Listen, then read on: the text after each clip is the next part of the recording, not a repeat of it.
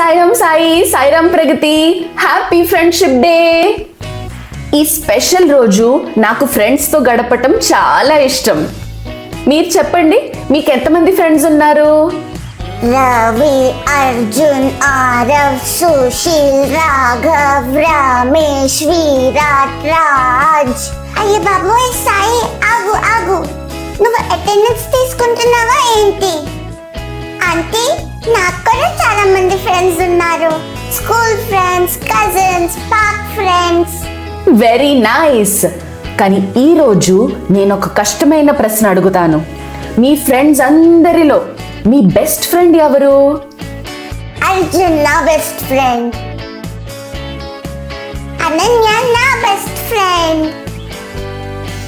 Okay, కానీ వీళ్ళే మీ best friends ఎందుకు అయ్యారు?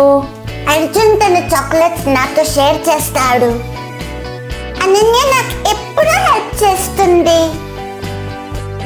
ఓ ఓకే, ఇంట్లో చూస్తున్న పిల్లలు మీరు కూడా ఆలోచించండి. ఎవరైనా మీ బెస్ట్ ఫ్రెండ్ ఎందుకు అవుతారు? వాళ్ళు మీతో ఆడతారనా? అవును మిమ్మల్ని నవ్విస్తారా?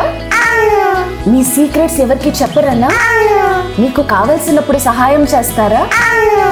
సరే, ఇప్పుడు నేను ఇంకా కొన్ని కష్టమైన ప్రశ్నలు అడుగుతాను. బెస్ట్ ఫ్రెండ్స్ అప్పుడప్పుడు కొట్టుకుంటారా? అప్పుడప్పుడు మేము రోజు కొట్టుకుంటాం, కానీ మళ్ళీ మేము ఫ్రెండ్స్ అయిపోతాం. మీ బెస్ట్ ఫ్రెండ్ ఎప్పుడైనా మీకు కాల్ చేయడం మర్చిపోయారా? అవును మిమ్మల్ని వదిలేసి ఎప్పుడైనా ఆడుకోవడానికి వెళ్ళారా? అవును ఎప్పుడైనా స్కూల్ మారారా? అవును వేరే వాళ్ళతో బెస్ట్ ఫ్రెండ్స్ అయ్యారా? అవును. అంటే ఎంత మంచి స్నేహమైనా అప్పుడప్పుడు మారిపోతుంది కదా. ఇప్పుడు నేను మీకు ఒక చాలా ఇంట్రెస్టింగ్ విషయం చెప్తాను. మీ బెస్ట్ ఫ్రెండ్ ని మీరే తయారు చేసుకోవచ్చు. ఎలా? మేము కార్డ్బోర్డ్ బాక్సెస్ వాడి తయారు చేయొచ్చా? ఈ ఫ్రెండ్ ని మీరు కార్డ్బోర్డ్ తో తయారు చేయరు, మీ హృదయంలో సృష్టించుకుంటారు. కానీ నా మనసు చాలా చిన్నది, నా ఫ్రెండ్ అందులో ఎలా పడతాడు? మంచి ప్రశ్న సాయి. మనము ముందు 3 సార్లు ఓం చెప్దాం, తర్వాత ఈ ఫ్రెండ్ గురించి చెప్తాను. అందరూ చిన్ముద్రలో కూర్చోండి, కళ్ళు మూసుకోండి, గట్టిగా ఊపిరి పీల్చుకోండి. ఓ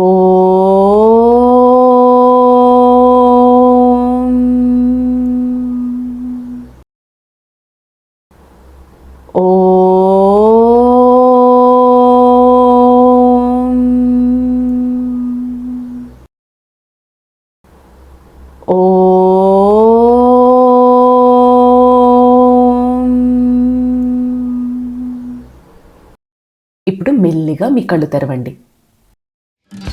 ఆంటీ ప్లీజ్ చెప్పండి, మీరు ఏ ఫ్రెండ్ గురించి మాట్లాడుతున్నారు? నేను దేవుడి గురించి మాట్లాడుతున్నాను. దేవుడు మీ దగ్గరి స్నేహితుడు అవ్వగలరు. నిజం చెప్పాలంటే దేవుడు మీ నీడ కంటే దగ్గరగా ఉంటారు. అది అసాధ్యం.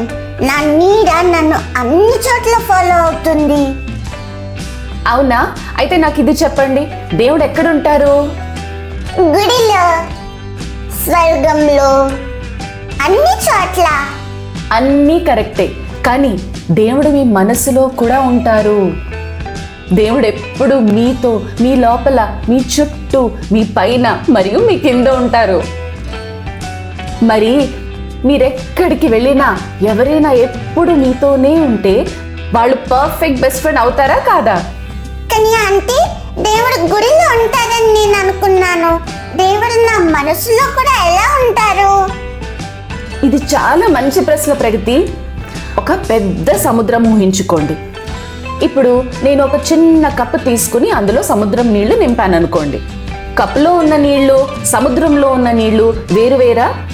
కాదు, రెండు ఒకే నీళ్లు, కానీ కప్పులు ఉన్నాయి అంతే. ఇది అంతే. గుడిలో ఉన్న దేవుడు పెద్ద సముద్రం అనుకోండి, మీ మనసులో ఉన్న దేవుడు కప్పులో ఉన్న నీళ్లలాగా అనుకోండి. వాళ్ళిద్దరూ వేరు వేరు దేవుళ్ళు కాదు, ఒక్కరే. కానీ దేవుడు మన బెస్ట్ ఫ్రెండ్ ఎలా అవుతారంటే?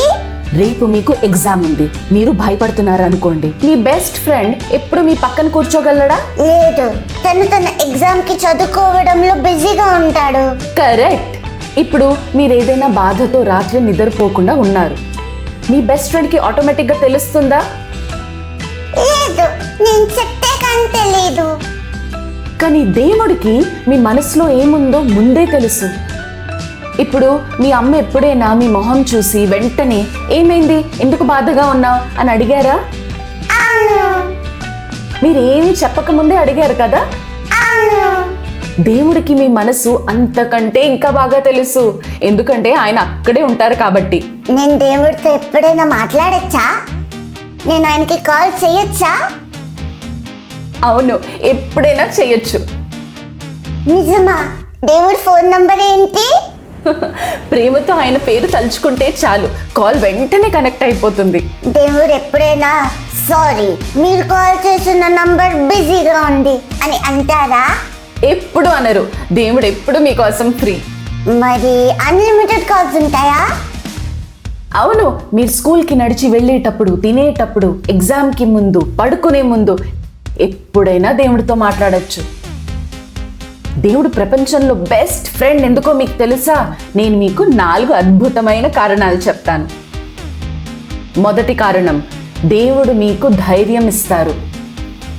రేపు మీకు ఒక పెద్ద ఎగ్జామ్ ఉందనుకోండి, లేదా మీరు స్టేజ్ పైకి వెళ్ళి పాడాలి, లేదా ఏదైనా కొత్తది చేయడానికి భయపడుతున్నారు.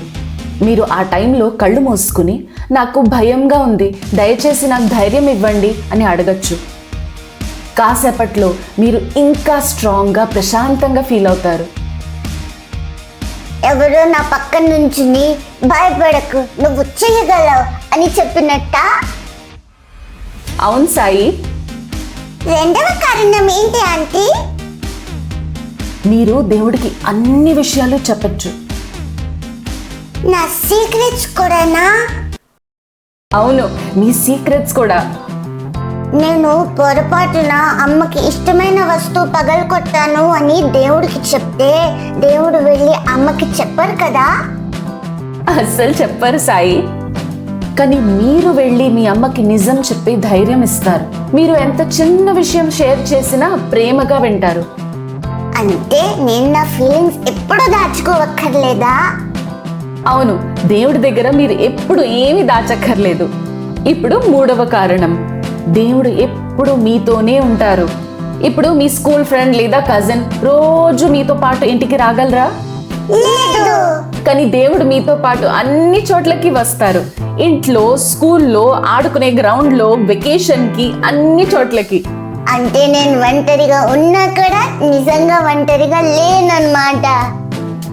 అంతే, మీ జీవితాంతం ఈ బెస్ట్ ఫ్రెండ్ ఎప్పుడూ మీ పక్కనే ఉంటారు. ఇప్పుడు 4వ కారణం, దేవుడు ఎప్పుడు మిమ్మల్ని సరైన దారిలో నడిపిస్తారు. మీరు ఎప్పుడైనా అబద్ధం చెప్తున్నప్పుడు మిమ్మల్ని ఆపి మంచి పని చేసేలా ప్రోత్సహించే ఆ గొంతు దేవుడి మార్గదర్శనం. అంటే ఫ్రెండ్షిప్ డే రోజు నేను దేవుడికి ఫ్రెండ్షిప్ బ్యాండ్ కట్టి హ్యాపీ ఫ్రెండ్షిప్ డే, ఎప్పుడు నాతో ఉన్నందుకు థ్యాంక్ యూ అని చెప్తాను. హ్యాపీ ఫ్రెండ్షిప్ డే నా best friend. Very nice. So ఈ రోజు మనం దేవుడు ఎందుకు మన బెస్ట్ ఫ్రెండ్ అనే దానికి 4 అద్భుతమైన కారణాలను నేర్చుకున్నాం. ఈ 4 విషయాలు మీరు గుర్తుపెట్టుకుంటే మీరు ఎప్పుడు ఒంటరిగా ఫీల్ అవ్వరు. ఈ ఫ్రెండ్షిప్ వీక్ లో మీ బెస్ట్ ఫ్రెండ్ తో కొన్ని నిమిషాలు మాట్లాడటం మర్చిపోకండి. మీకు ఈ రోజు క్లాస్ నచ్చితే ఈ వీడియోని లైక్ చేయండి మరియు మీ ఫ్రెండ్స్ అందరికీ షేర్ చేయండి. మనం ఇంకా చాలా మంచి విషయాలు నేర్చుకోవడానికి నెక్స్ట్ క్లాస్ లో మళ్ళీ కలుద్దాం. సాయిరామ్.